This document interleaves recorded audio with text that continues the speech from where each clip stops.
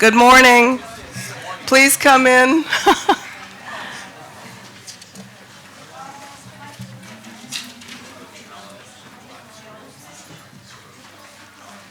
Okay, I'm going to get started, so if you could take your seats, I'd appreciate it.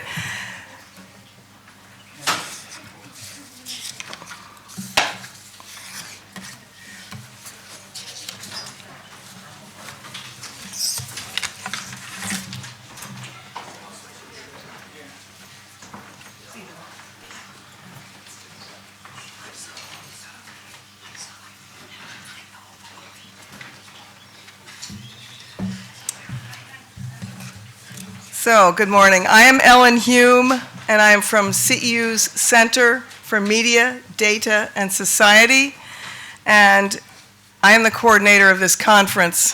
For 6 months, I've been asking many of you, Roma youth, Roma policymakers, civil rights activists, scholars, what questions you might have of the U.S. civil rights movement, and vice versa.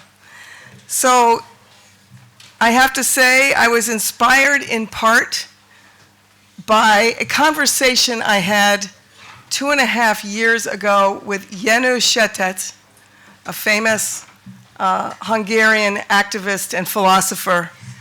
He said to me, as he works to try to figure out how to deal with the Roma rights crisis in Europe, he said, I want to learn more about Martin Luther King. And I said, well, we may have a solution for you. We'll bring Taylor Branch from the US and we'll have a conference. And Jenő is registered, and I hope he will be here today. Here we are, Jenő, in your honor. Before we hear more about this, the substance, I wanted to make several announcements. There are a few updates in the program. Sherilyn Eiffel will be with us by video this morning. The conference is being live streamed, and if you want your Wi-Fi code, it's here. And there's an updated version of the agenda on the CEU website, which URL is right here as well. Because we have so many people registered, which is really exciting, and we want you to participate during the Q&A periods, I will ask you each to use the microphone for the live stream and also to identify yourselves. We like to know who you are, and to really speak briefly. There's no time for a lot of speeches from the floor. Good morning, Željko. So we're not going to do long introductions. It may seem as if we should say more about the speakers, but each of you should have a program, and the biographies are there. For those of you who smoke, please go out during the breaks to the front door of the building and walk a slight way up the block. This is the regulatory environment here. There's no smoking in the building. Thank you for understanding. Taylor Branch has brought as a gift 20 copies of his latest book, The King Years, which contains highlights from the 3 volumes of his biography, his prize-winning biography of Martin Luther King. If you would like one of these copies, please see me. I'm going to have a sign-up list for the first 20 people. And I have to say, a conference like this cannot take place without the hard work of many people. I hope you will join me. I'm just going to list the list and we can applaud at the end. I would like to especially thank Sonia Tebvacevich, Ildiko Moran, Audrey Bruckner, Kati Konch, Zsuzsa Zadori, Kinga Pal, Zsolt Ilya, I think Zsolt might even be in the room, András Tóth, Reka Balint, Sotiris Békás, György Finta, Andi Lustak, Judith Nuspol, Adam Szabo, Adam is our main tech link today, William Taylor, Istvan Rave, Nora Bertalan, Martha Goldman, who's volunteering her translating skills for some of our guests, and John Shattuck. Thank you all. John?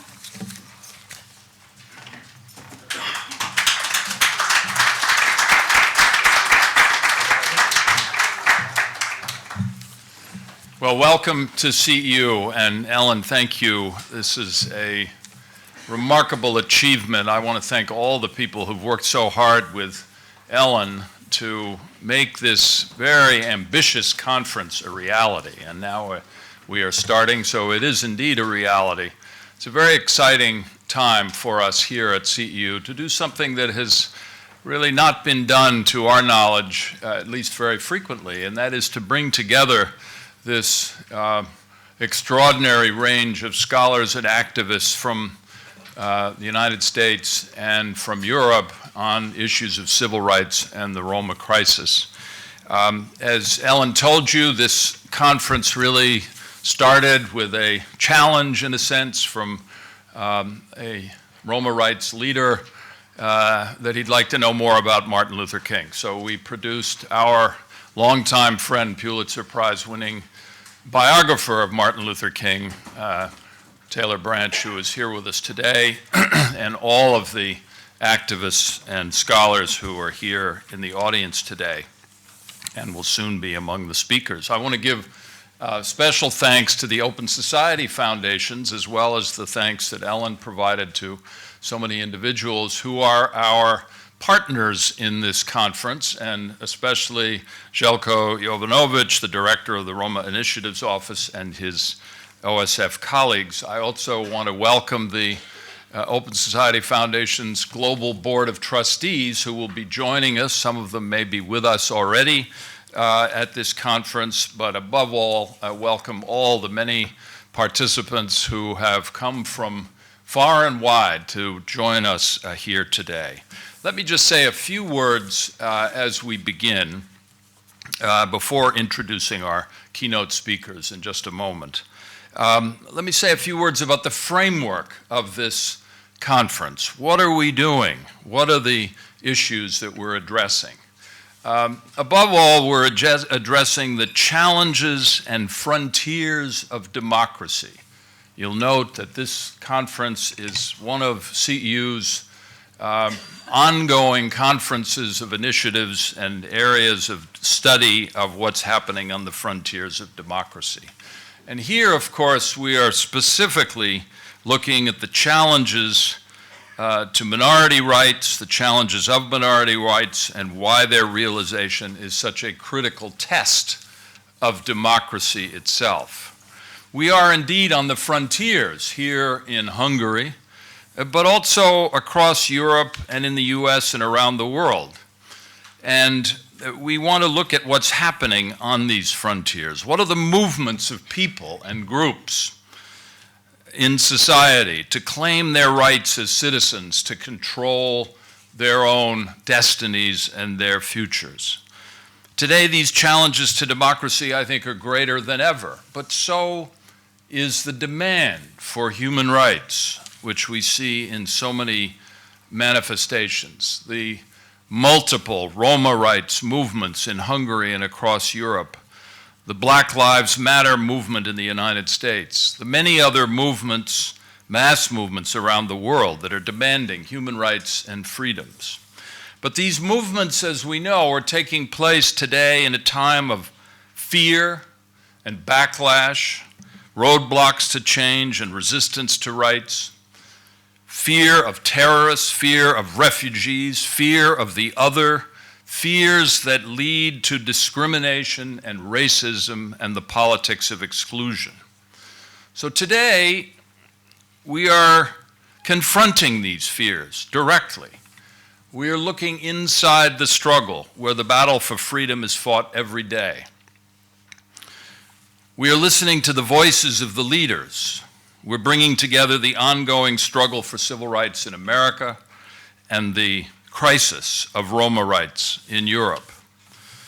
There are many differences between these movements. We certainly know that. We can't compare them in a kind of easy academic way, but they have enemies. They have common enemies, the enemies of racism, segregation, and of course, a common history where that has led in the past. In the US, we have the legacy of slavery of Black Americans and the conquest and genocide of Native Americans. In Europe, we have the legacy of the Holocaust and the genocide of Jews and the Roma. Overcoming these legacies is really at the heart, I think, of the struggle for democracy. And here is perhaps the most important point that we want to explore all across this conference. Equality is not a gift to be bestowed on minorities. It is essential to democracy itself, and the struggle to achieve it is the project of the whole society, not just those who are working to achieve it. The whole society is diminished when racism prevails and minorities are segregated and victimized by discrimination. The evidence is overwhelming about this, that segregation and discrimination have a lasting negative impact not only on the victims, but on the majority of society whose prejudices are reinforced.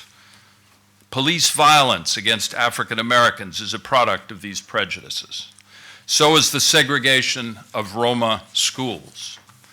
The disproportionate incarceration of people of color in the U.S. is a product of these prejudices. So is the marginalization of Roma in European societies. The movements we will discuss here today are struggles for an inclusive democracy. We will look inside these struggles to share their experiences, their strategies, and their wisdom. And to do that, we have assembled an extraordinary group of participants on stage and in the audience from the American Civil Rights Movement and the European Roma rights crisis. The biographies, as Ellen said, of all the speakers are in the program, so we won't repeat them in our introductions in order to save time. So I'd now like to invite to the stage our first group of speakers, historian Taylor Branch. Taylor Branch just will come first. Thank you very much. But I will also note that commenting on Taylor's speech and coming to the stage right after he is finished is producer and media commentator Callie Crossley and Željko Jovanović, our Open Society Foundation's partner in creating the conference, and Ellen Hume will be the moderator of this panel and the following panel. So welcome again to this extraordinary and ambitious conference, and Taylor, please join me in welcoming Taylor Branch to the stage.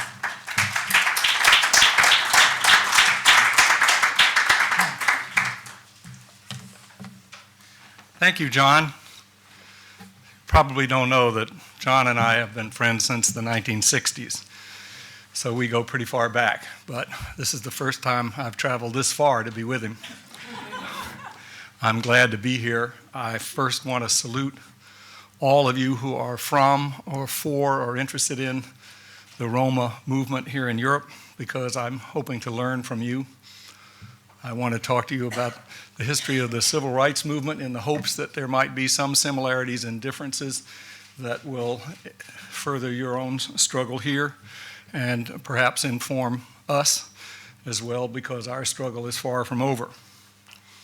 I want to try in the time I have here to give a sketch of a movement in the United States that is part of U.S. history from its very beginnings, to get down to its essentials and how it worked, almost at a psychological level as well as a historical level, because I think that's where things really matter. Movements, we commonly tend to think of movements as something that we can capture in an idea that will label the movement in an intellectual sense, and that will command the reality on the ground. But the reality is that those labels seldom command anything, and that movements bubble up out of connections, out of emotions, and out of intellectual struggles that are beyond the labels that we use to analyze politics. The way I'll begin that is to say that the civil rights movement grew out of lost history, that the history of African Americans in the United States was poorly preserved, if at all. Most American history texts from the 19th century onward introduced the subject of slavery primarily to talk about the ending of slavery, to say that it was ushered out and how it was ushered out. So how it got here and what it meant was sloughed over because it was an uncomfortable subject. It was uncomfortable right from the beginning because our revolution and our American birth was self-consciously a birth in freedom, and even the dimmest wit recognized that slavery was somehow a contradiction to the freedom that was being proclaimed.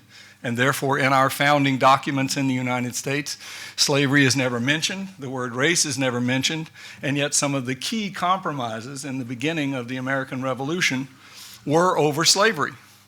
The famous 3/5 compromise, in which the slaveholders in the South demanded that their slaves, who they considered property, like horses, for the purposes of representation, should be fully represented so that they would get to vote for them, even though the slaves themselves wouldn't get to vote. They would get that many more million. We imported 11 million slaves over the course of the colonial period.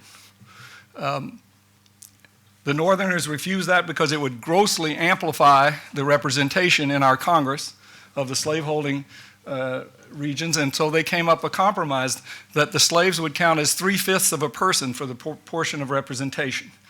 And the slaveholders would get to vote those 3/5 in the Congress. So the representation of the Southerners was amplified by the slaves, and that really fundamentally affected the early part of American U.S. history. And those compromises are in the Constitution, but the word slavery doesn't appear. It is produced by euphemism. Euphemism, writ large, going later, meant that anything pertaining to slavery was suppressed within the history. This shouldn't be surprising, any of you who are historians. All history is a contest between the outsiders and the insiders. The insiders write the history. They have the definitions and the labels. The outsiders are marginalized, and yet, because they are outsiders, looking at the professions of the people who run things, they tend to have a better view of the insiders than the insiders have of themselves. In the United States, this is why we say that Jews and black people are our best artists and our comedians, because they have a view of the inner psyche of the dominant culture that the dominant culture itself does not have. We had that in the civil rights movement, because black people were completely outside the mainstream of life. When I was growing up in the South, in Atlanta, I was taught that the Civil War had nothing to do with slavery, that black people in the United States as slaves were much better off than they had been as savages in Africa, that this was the soothing history that we were taught, far removed from any history. Black people to start making a movement, given the fact that in that era, over 60% of black people in the South where I grew up were either maids or day laborers who were essentially a caste system of servants. They had access to no traditional political tools to advance their interests. They didn't have any money. They didn't have an army. They didn't have a police force. They didn't control businesses. They had no way to mobilize public opinion. And yet, they figured out a way to mount a movement. Now, movement is a word that is often used but seldom analyzed. What is a movement? A movement is something, is a social process that begins when someone is moved in a private, almost silent way. It is an inspiration that grows. And how does it grow? It grows by the process of people taking risks, getting outside of themselves and encountering other people and taking a risk that what moved them and the questions that they're asking might be in common across the gaps of fear and separation that divide us. My friend Diane Nash, who's one of the unsung heroes, many unsung heroes of the civil rights movement, told me that looking back on her many years in the civil rights movement, from the beginning of the sit-ins, that the image that came to her of what it was like to be in a movement that stuck with her was that it was like her wedding day, in this sense, that on her wedding day, her knees were shaking. She knew she was taking a leap into the future, and she wasn't sure how it was going to work out, but she knew she was defining herself by taking a leap with another person. And she said, in the movement, when you're debating every night whether or not you're going to go to jail the next day or not, your knees are shaking because you are taking a risk that defines not only you, but your view of the world. This is a psychological process. This is beyond your ideas of right and wrong and your definition of democracy. The movement people, the people who wanted to make this movement, starting in the late 1950s, had to overcome the fact that their own history was gone, that it was not recognized, that they had no traditional weapons. And as I say, to this day, we are dealing in the United States with a fundamentally distorted history of this period, of all of racial history. I'll give you just one example. To this day, textbooks in the United States use the word redemption to describe the period following the Civil War. The Civil War amendments to the Constitution provided that black people should have equal citizenship, that slavery was abolished, and that they should have the right to vote. Those amendments were promptly discarded. It is a profound embarrassment that we discarded our own amendments when it conflicted with our prejudices on race relations. For a brief period, the former slaves did vote in the United States, but those regimes were overthrown by violence, by terrorism. That's when the Ku Klux Klan was introduced. But that period is called redemption because the historians, North and South, the white historians, came together and said that black rule or black voting was incompatible with civilization and that we had to restore white rule in a process called redemption, which was really terrorism, but they turned it upside down and made it a religious redemption, not just an acceptable word, but a religious word. That's still in textbooks to this day. And all we get from that period are words like scalawag and carpetbagger that express hostility about a function that is profoundly embarrassing to any accurate sense of history. The leaders of the civil rights movement after the Second World War labored under that same weight that the prevailing culture saw itself as innocent, saw itself as burdened by black people, not having committed crimes against black people, saw themselves as being benevolent toward black people. So you're talking about perceptions at a very deep level. And so what happened in the movement people was that they had to study the sense of what democracy requires down to its very roots so that they could become leaders of democracy for the whole society, not just for themselves. It may strike you as an impossibly ambitious task, but that's what they decided to do. What is the essence of democracy? What are the levers within the professed beliefs of the dominant society that we can have access to make up for the fact that we lack all the traditional weapons of politics? And I'm just going to boil all of this down to two propositions that I think are at the heart of what the movement was when it first started. And it first started, I know you're aware of Rosa Parks and the bus boycott and the sit-ins and the freedom rides when young people started subjecting themselves in witness against the segregation and the racial hierarchy, the racial caste system in the United States in the late 50s and early 60s. They boiled it down to two things. Number one, that the essence of the American experiment in trying to form a just society is the proposition that people can be self-governing, that they can govern themselves collectively and individually. And number two, and these work together, that the essence of citizenship is to build public trust. to use that self-governing system and the faith that other people can be self-governing to build a system of public trust through a compact of votes, which is really what it was. America was designed to become a cathedral of votes, in which things that were formally decided by hierarchies and order and armies and the sword were decided by votes, not just for president, but within the Supreme Court and on the board of the CEU, you have votes. And all of this is a cathedral of interdependence that is built out of the conviction that we can be self-governing and that we can build public trust.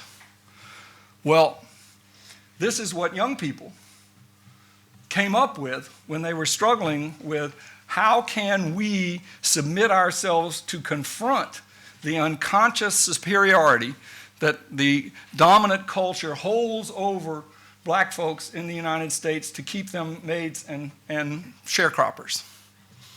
Well, we have to become more self-governing and more public trust.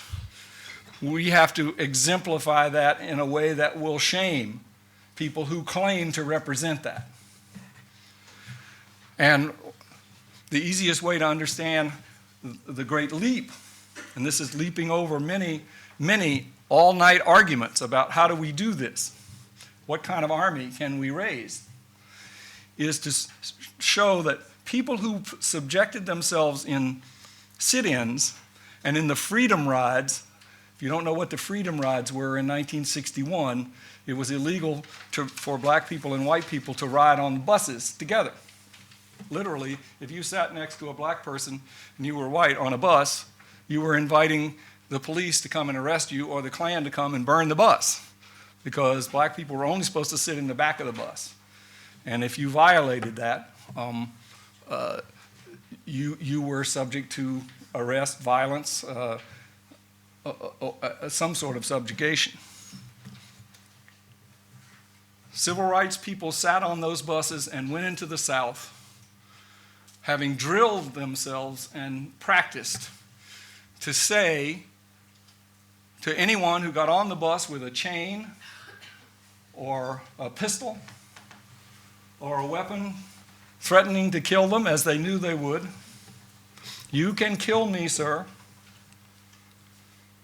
but I am talking to you and I am making witness that by sitting here integrated, that we will build bonds of trust, if not between you and me in the long run, and respect between our children." It takes tremendous discipline to accept blows without returning them. This is not a warrior. This is a nonviolent army. Nonviolent because nonviolent is consistent with votes, which are nonviolent, and consistent with an army of discovery of common humanity that goes beyond the separations and the factions that divide us. And to have the public trust that by my suffering and by my willingness to submit myself to violence at your hands, and particularly these are very, very sophisticated young black folks who've been arguing about doing this for a long time, confronting often pretty ignorant white folks coming on the bus, to confront them and say, I am willing to accept your violence because I believe that it will, in the long run, build self-governing public trust among our descendants, is the quintessential personal witness for the psychological foundation of democracy. So in that sense, the civil rights leaders personified democracy out ahead of where the rest of America was. Now, these people argued all night how they could do this. What happens if nobody pays any attention? Well, then we need to work to get newspapers to pay attention. Who are the newspaper reporters? And they would argue all night. They'd make lists. They'd know who they were. They'd know who their wives were. They'd know their names. They would call them. We're going to make witness for democracy. We're going to ride tomorrow. Cover it. And gradually, these arguments got out, and this news got out to confront to the great mass of Americans with the question, are these people symbolizing the faults of democracy, disorder, what they were being claimed for. The defensive mechanism was that these people were not thinking about democracy, that they were disorderly, that they were terrible, that they should stay home and be maids and sharecroppers. But the witness and the courage and the discipline resonated so deeply with fundamental values that the society professed that gradually, over time, this movement started challenging the society as a whole. That's when a movement grows. It gets bigger and bigger. They debated many, many issues, including one in Birmingham. They debated whether or not it was justifiable, Christian, even sane, to allow small children to be attacked by dogs and fire hoses and policemen in Birmingham, Alabama in May 2nd, May 3rd, 1963. Many people thought Dr. King was nuts to do that. He was condemned by everybody across the board, by the Southerners, by George Wallace, by Robert Kennedy, the Attorney General, by Malcolm X. I mean, all across the spectrum, the use of children in these demonstrations was condemned, and yet it was the use of children and the fact that people all over the United States and indeed all over the world saw young children singing freedom songs, most of them religiously derived, walking into dogs and fire hoses. It broke down their emotional resistance to dealing with these issues straight on. How do you justify this? How is this happening? That 8-year-olds and even 6-year-olds are steadfastly marching into this oppression by the police. Mostly girls, by the way. Because this, being a nonviolent army, is the first army in which women can be generals. Because the measure of self-governing public trust is the measure of an army that is willing to die but not to kill for its professed values. So it welcomed women. The civil rights movement was made by women whenever there weren't microphones there. The men would take the microphones, but otherwise the women did most of the work.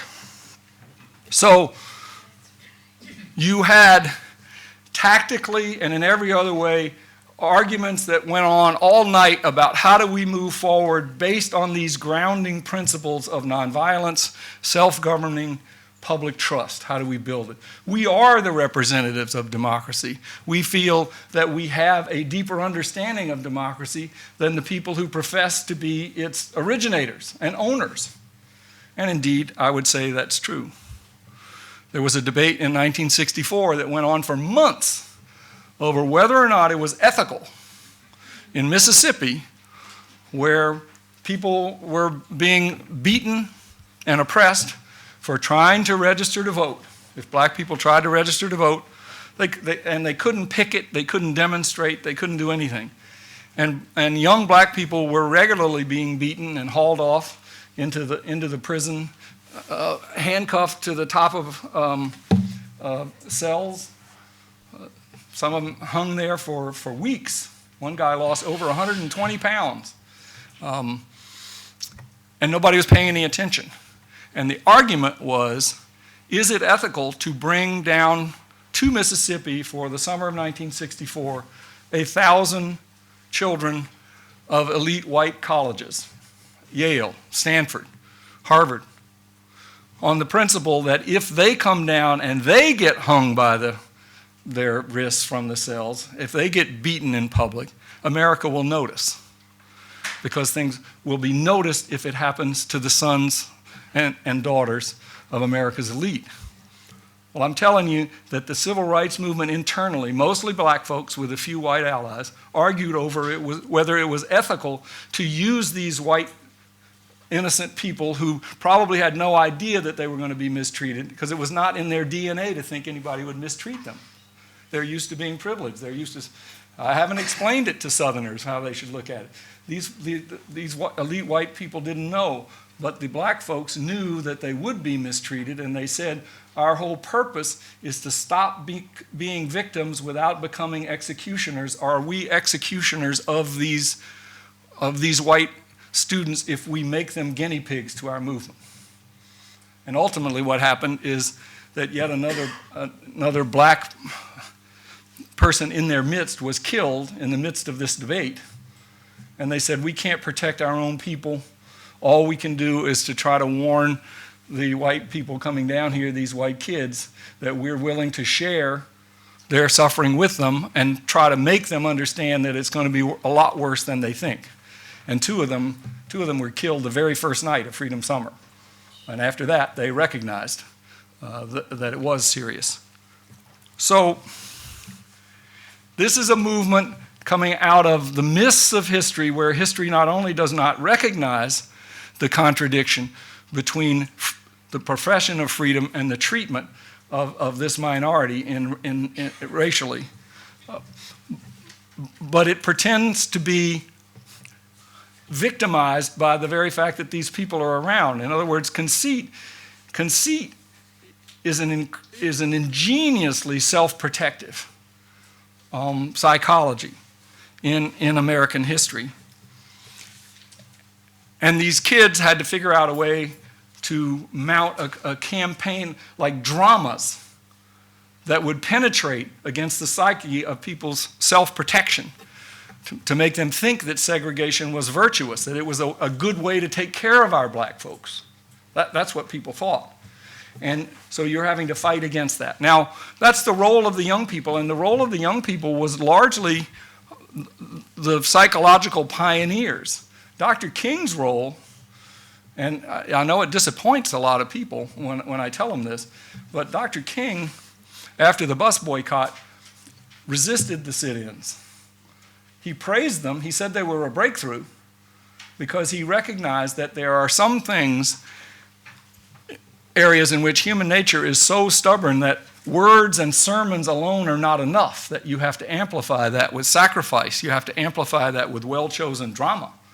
And when these kids figured out a way in the sit-ins and the freedom rides to do that, he was the only adult leader. He wasn't that much older than they were. You have to remember, he was only in his late 20s. But he was the only adult leader who recognized that this was a breakthrough, but that didn't mean that he wanted to go on it. He didn't want to go in the sit-ins, and he refused to go on the freedom rides. But later on, he began to risk himself more and more, and the arc of his career is that he took greater and greater risks to dramatize what he thought was the moment in history when a black-led movement was the quintessential leader of the promise of freedom that grew out of the American Revolution. And the most distinctive thing about King, for me, to give you a capsule on that, is that his oratory was impeccably balanced between spiritual and secular roots for freedom. He put one foot in the scriptures and one foot in the Constitution, one foot in equal souls, one foot in equal votes, and in perfect balance said, either way, search your souls about whether American life is worthy of either ideal, that we have equal souls before God or that we have equal votes in the democratic cathedral. If you study his rhetoric, he's constantly putting his rhetorical base down in these paired phrases.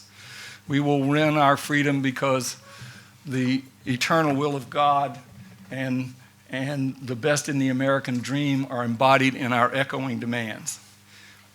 Part scriptural, part political in freedom. But in both senses, appealing to the emotion in the scripture that allowed this movement to take the best of music, the language of emotion, to support being moved which is what connects us emotionally as human beings across the lines that divide us. So in that sense, the American Civil Rights Movement took the very roots of the ideology of the American Revolution and the Constitution and amplified it through culture and music and sacrifice and every other device known to man to appeal to and awaken a sense of common humanity across the resistance of people who were fearfully in their own conclaves to pull them out. And to this day, most people are not aware of what a toll that took for black people every day to expose themselves across the lines of safety out in the white world where they could start with the safe presumption that people were hostile to them and to make that their everyday life. Most people think it is their God-given right to be comfortable and have their own definition of the world reinforced. But in an interdependent world, that is a luxury none of us can afford. And the Civil Rights Movement is a pioneer in teaching us that we make the world grow when we reach outside ourselves toward things that are larger. That's how we step forward. And I want to just end by saying that I don't know which aspect of this incredible movement may interest you the most. I'm hoping to have questions on it, but I want to warn you that history is being distorted again in the United States. Just as we misremembered what happened after the Civil War, and we said, oh, it was redeemed, and white supremacy was restored, and that was natural, and so on and so forth. We are misremembering now what happened in the 1960s. Because American politics is dominated by the notion that since then, that's when history ran off the rails and government became bad and so on and so forth. And so our politics, again, are showing the cussed ingenuity of white supremacy to revive itself like Dracula and come back and find some way to self-justify what's going on. And you'll find very, very few people today who are comfortable with or who won't look askance at you like, what are you talking about, if you put forward what to me is a truism, that the U.S. Civil Rights Movement was at the frontiers of leadership for democracy for all people in the United States, opening gates of freedom, not only across racial lines, but for women, for disabled people, for gay and lesbian people. Once you start dealing with equal citizenship and what it means, at its most stubborn divide, which is over the black and white issue there, once you start dealing with that, it opens gates naturally. And in many respects, the U.S. has reaped, and it still is reaping, enormous benefits in the empirical world from the witness of those black people who were willing to step on the freedom buses and step out and take those blows. And yet our society refuses to acknowledge that and does not, and still wants to see black people as the patients, as the sick people in our society, and we're still in charge. And that adjustment blinds us to the lessons that we need most going forward. So we need to be aware of the fact that this is a never-ending struggle, that we've got incredible principles to deal with. I, as a white Southerner who grew up in segregation, did not want to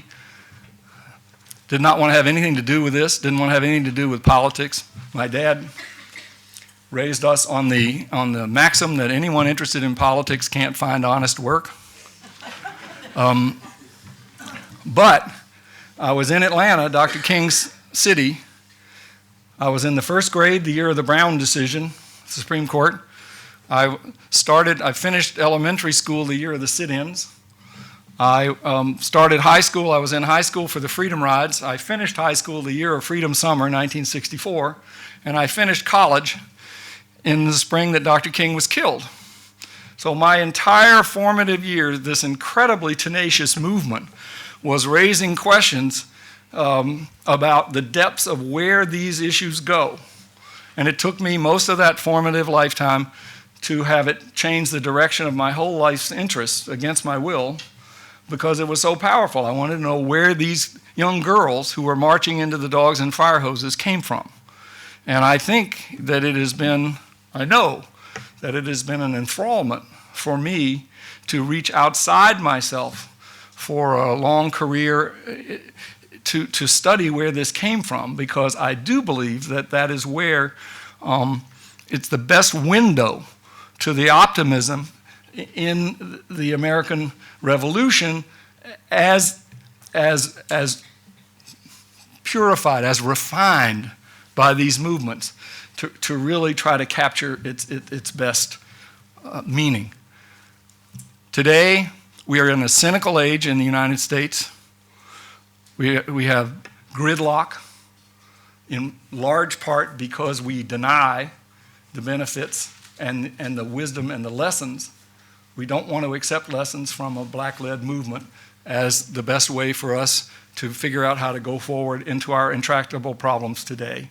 And we've lost the inspiration of our own words, so that it is a shock when people that I know from the civil rights movement at gatherings like this always begin, or often begin, by saying all we want to do is to recite the first sentence of the U.S. Constitution so that you have a sense of how radical, how optimistic, how unbelievably bold the premise is of government, we the people of the United States, in order to form a more perfect union, establish justice, ensure domestic tranquility, provide for the common defense, and promote the general welfare, and secure the blessings of liberty to ourselves and our posterity, do ordain and establish this Constitution for the United States of America. We've lost that optimism. The civil rights movement can help us restore it. Thank you.